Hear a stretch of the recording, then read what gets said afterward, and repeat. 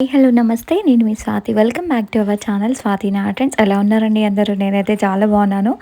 ఏంటి స్వాతి పప్పుచారు వేసుకొని అన్నం తింటూ మాకు చూపిస్తుంది అనుకున్నారు కదా. ఈ పప్పుచారుకి ఒక స్పెషల్ ఉందన్నమాట. అదేంటో మీతో షేర్ చేసుకుంటాను. ఎవ్రీ టైమ్ మా ఇంట్లో ఉండి నేను వీడియోస్ పోస్ట్ చేస్తుంటాను కదా. ఈసారి మమ్మీ వాళ్ళ ఇంటికి వచ్చేసానమాట.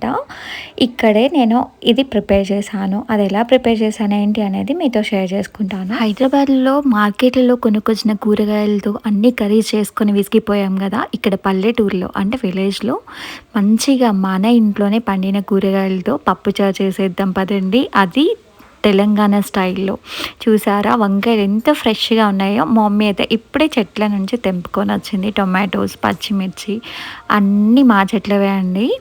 సో మంచిగా తీసుకొచ్చుకొని పప్పుచారు చేసుకుంటున్నాం. ఎంత టేస్టీగా కుదిరిందంటే అస్సలు చెప్పలేని మాటల్లో అంత బాగుందన్నమాట. సో ఇట్లా పల్లెటూరులో ఉంటే ఇదొక బెనిఫిట్ అనమాట.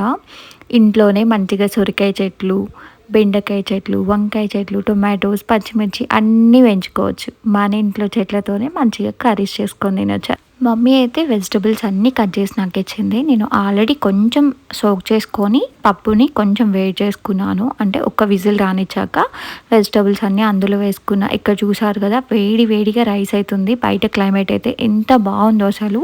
బయట అయితే ఫుల్గా వర్షం వస్తుంది. సో ఇలా వేడి వేడిగా పప్పుచారు, ఇంకా మంచిగా వేడి అన్నము, ప్లస్ ఇంకా ఏవైనా చిప్స్ అన్నిటిని కలుపుకొని తింటే ఎంత బాగుంటుంది కదా. నేనైతే ఇక్కడ పప్పుచారు కోసం ఇట్లా పోపు వేస్తున్నాను. సింపుల్ అండ్ ఈజీ అండి అసలు. సో ఆ పోపులో ఆ చింతపండు రసం వేసేసి అది కొంచెం మరిగిన తర్వాత దాంట్లో ఇందాక మనము కుక్కర్లో వేసుకున్న వెజిటబుల్స్ ఇంకా పప్పు అవన్నీ దీంట్లో కలుపుకోవడమే అంతే.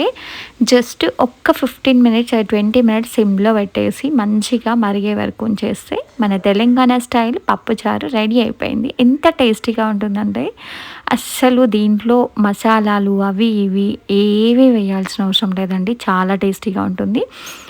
కొంచెం కరివేపాకు, ఫ్రెష్ కరివేపాకు తీసుకోవాలి. ఎలాగో మనకి ఇక్కడ మంచిగా కరివేపాకు చెట్లు కూడా ఉంటాయి కాబట్టి మా మమ్మీ అప్పుడే తెంచి తీసుకొచ్చిన కరివేపాకు కూడా ఇచ్చింది. మంచిగా వేసుకున్నాను.